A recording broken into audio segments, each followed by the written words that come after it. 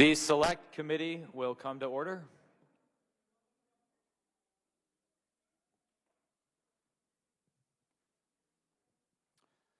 At this, the beginning of Ramadan, as Muslims around the world commemorate Prophet Muhammad receiving the first revelations of the Quran, we are here to face a horrifying truth.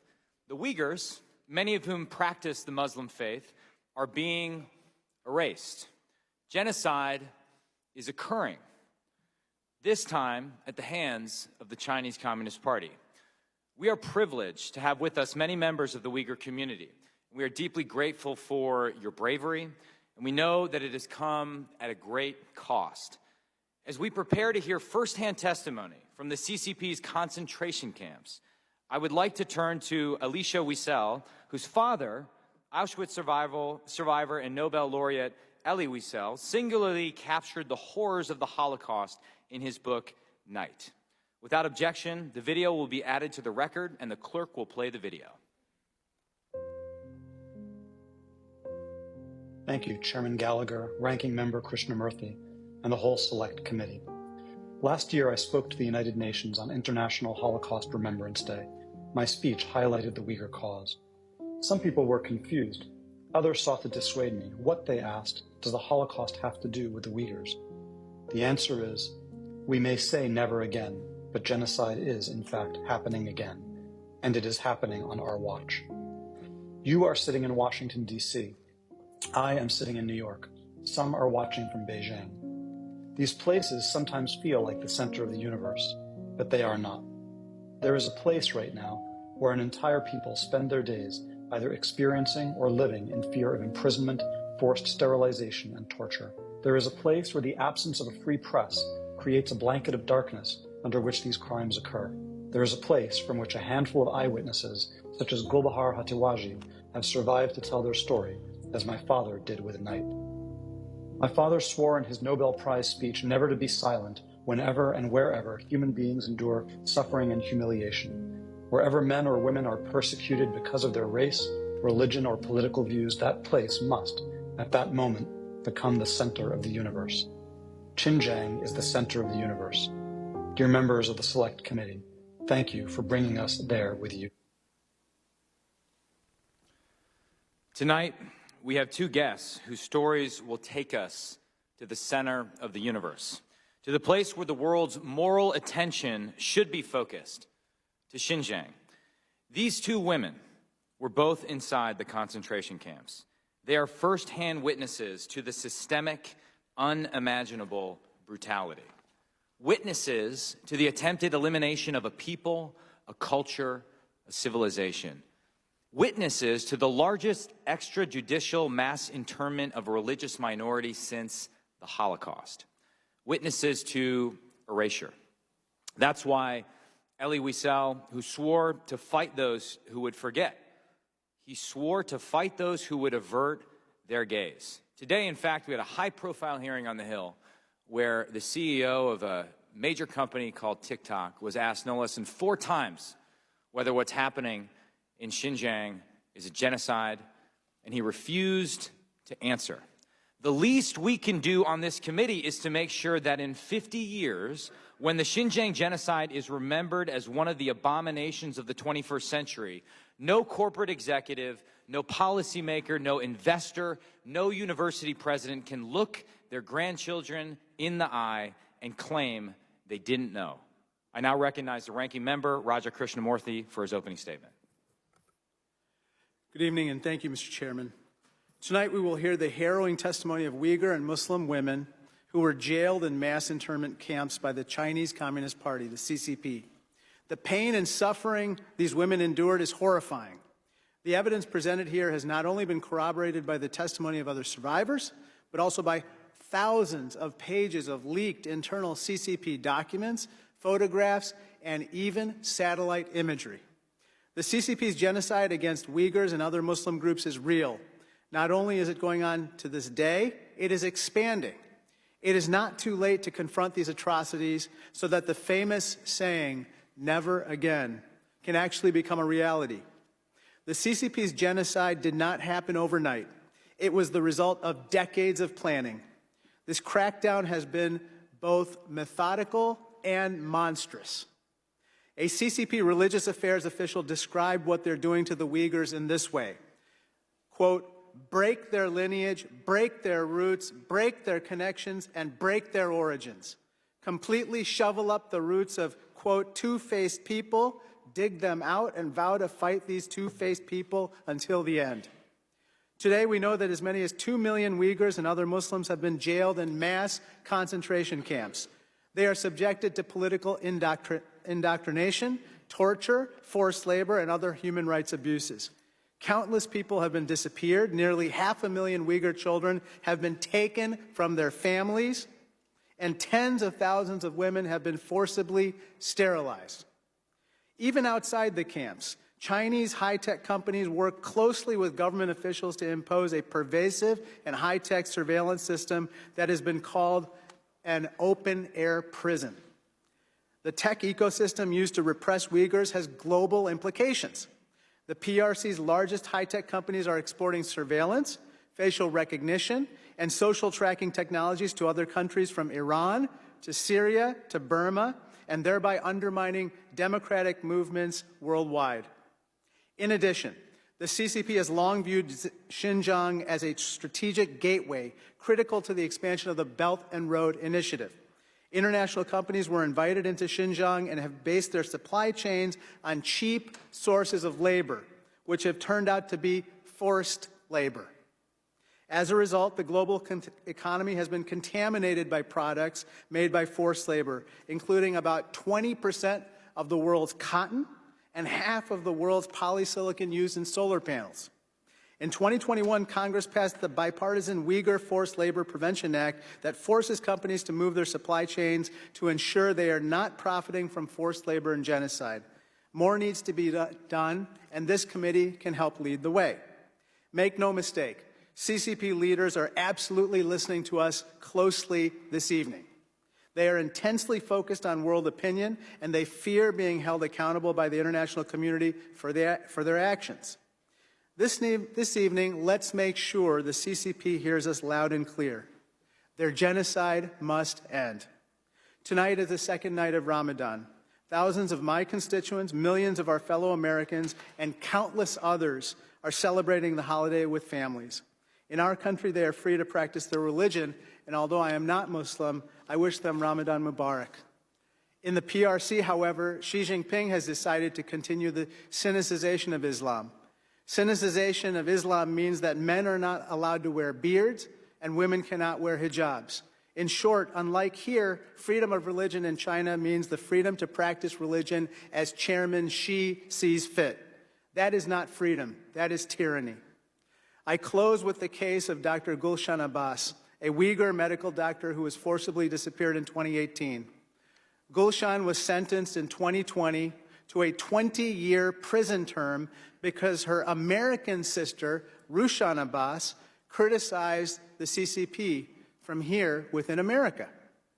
I know this situation well because Rushan was my State of the Union guest. Gulshan has serious health conditions and has never been involved in political activism whatsoever. As with others, I say to the CCP, release Gulshan and the others now. I yield back. Thank you, Ranking Member. If any other member wishes to submit a statement for the record, without objection, those statements will be added to the record. We are deeply privileged this evening to hear from two first-hand witnesses to the Uyghur genocide. We are honored to have with us tonight Ms. Gulbahar Haitawajeh, an incredibly brave woman who spent 2 years in a Xinjiang camp. She's the author of How I Survived a Chinese Re-Education Camp, a Uyghur Women's Story, the first published account describing life inside the camps. Ms. Haitawajeh lives in France with her family, and we are incredibly grateful that she traveled here to share her story with us. We are also privileged to be joined by Ms. Kelbinur Saduk, a human rights activist and witness to the genocide in Xinjiang. Ms. Saduk worked as a Chinese language teacher for primary school students before she was assigned to work as a teacher in the re-education camp. After seeing and experiencing atrocities firsthand, Ms. Saduk has become an extraordinary advocate for all those languishing under the thumb of the CCP. She resides in the Netherlands, and we are grateful that she traveled to be with us here tonight. Welcome, and thank you for being with us here this evening. If you could please stand and raise your right hand, I will now swear you in.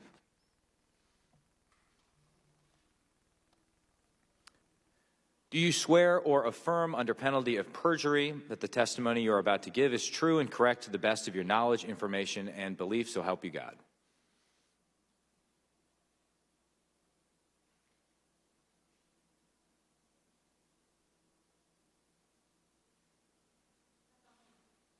You may be seated. Let the record show that the witnesses have answered in the affirmative.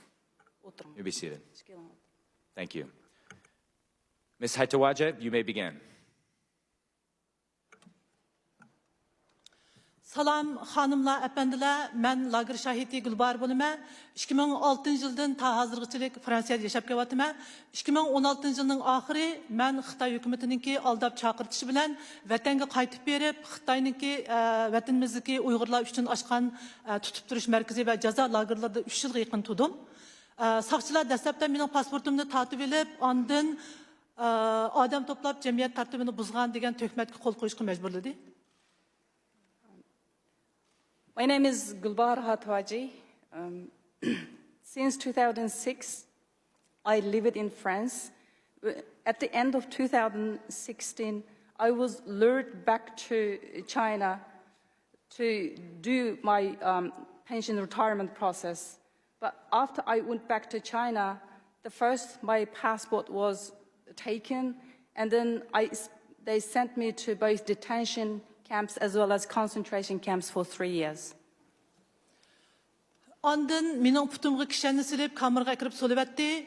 Bu yerdagi kamerdagi ayollarning ahvoli intayin ichinishliq, butun ayollarning putlari kishanlangan, ona tilimiz bo'lgan Uyg'ur tilida so'zlashimiz cheklangan. First they shackled my feet and then they detained. The women's condition in the detention centers are horrible. All women are shackled, and our language of Uyghur will prohibit to speak. Nölden tüven 20 neçe gradusluq soğukta şamaldatımız degen bana bilen saatlap taladı turguzub koyup qiynaytdi.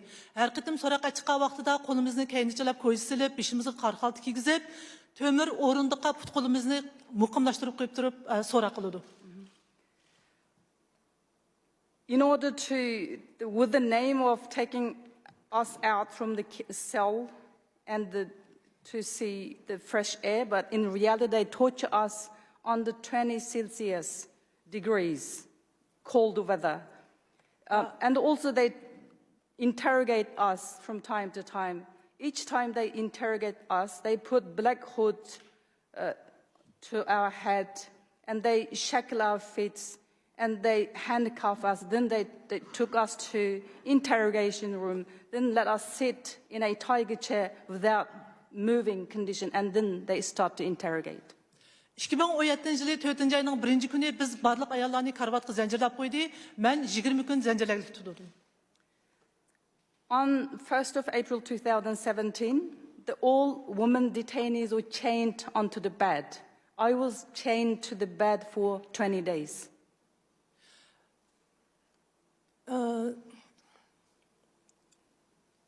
Ceza lagerninki hem yerde kamera var. Bütün hareketimiz küzülüp durdu. Bir yerde bizge jildi 2 qitim zukamning oldini olimizda vaksina urdi.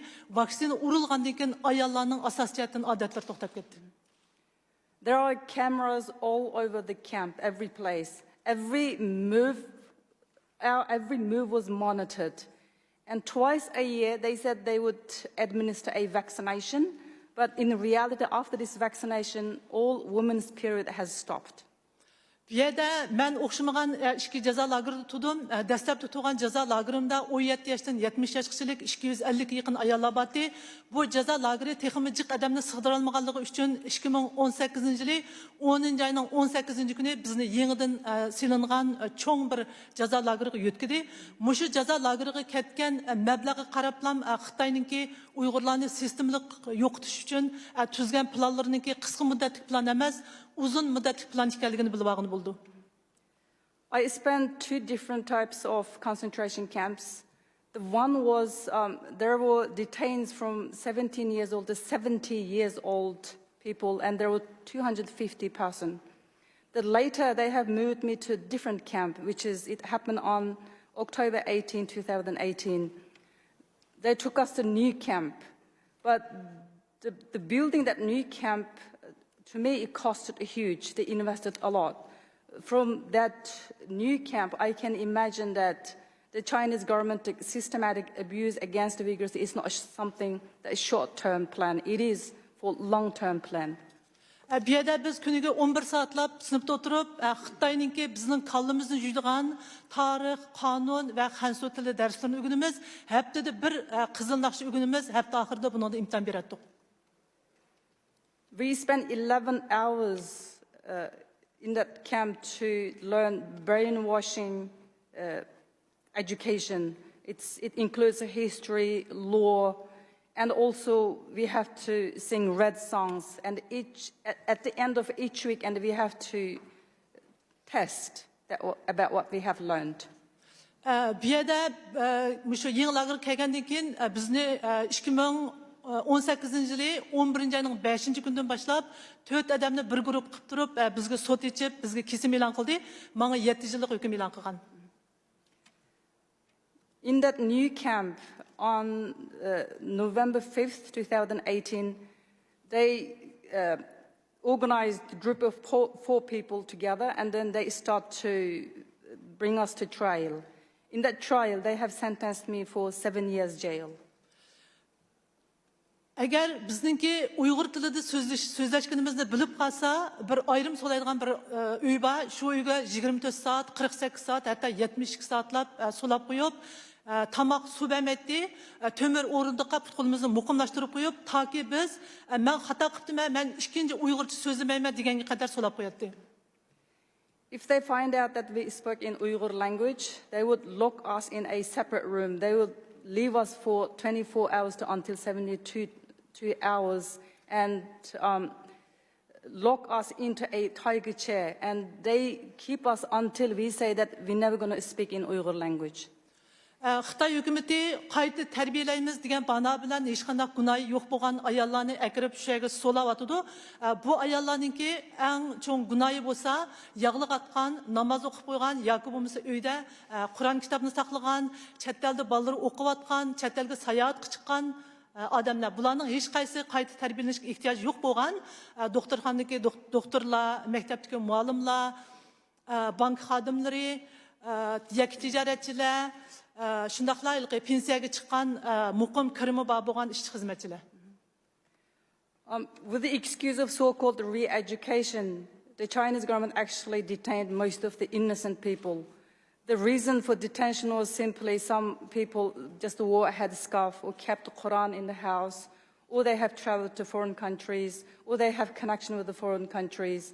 And the detained people include just retired professionals and intellectuals. 2019-yili 3-ayning 12-kuni saqchilar meni bu jazo lageridan sharoit yaxshiroq bo'lgan bir yerga o'rlashtirdi. Bu yerda men bir odamni 3 saqchi bilan 8 ayol saqchi kuzatdi. Bu yerdagi mening vazifam yaxshi yeyish, yaxshi uxlash, televizor ko'rish. Chunki men o'riqlab 50 kilogam yetmaydigan bo'lib qolgan. Agar Xitoy hukumati meni shunday ahvol ostida Fransiyaga yo'lga qo'yib qo'ysa, Xitoylarningki shu Sharq Turkistonda jazo lagerlari yo'q degan nimalarga uyg'un kelmaydi, ham o'zlarininki shu yerda irqiy qirg'inchilik olib berayotganligi oshkorlanib qoladi.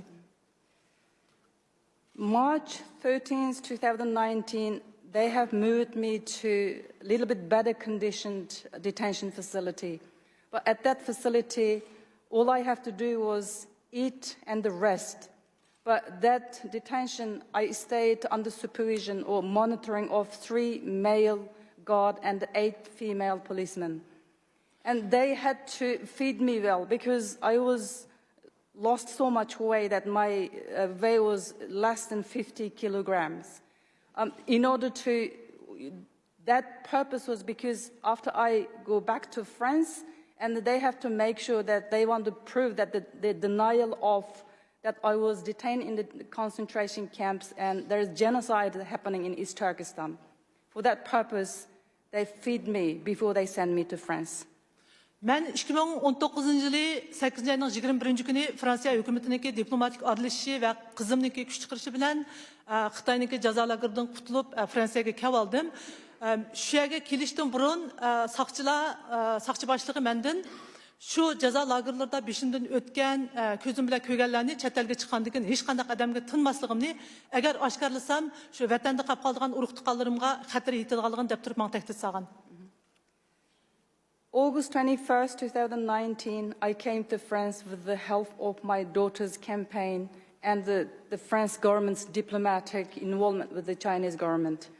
Before I came to France, the police the police boss told me that whatever I have witnessed in the concentration camp, I should not talk about it. If I do, they said they will retaliate against my family members back home, and they will the consequence will be, my relatives will pay for the consequence.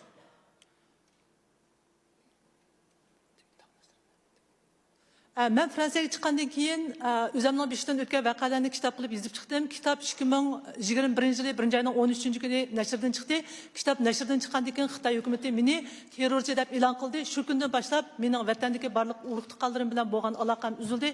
Hazırgıçılıq ular bilan heç qandaq əlaqəm yox. Rəhmət. After I came to France, later I wrote my experience, and my book was published January 13, 2021. After my book published, Chinese government accused me, said that I am a terrorist. Since then, I lost contact with my family. Thank you.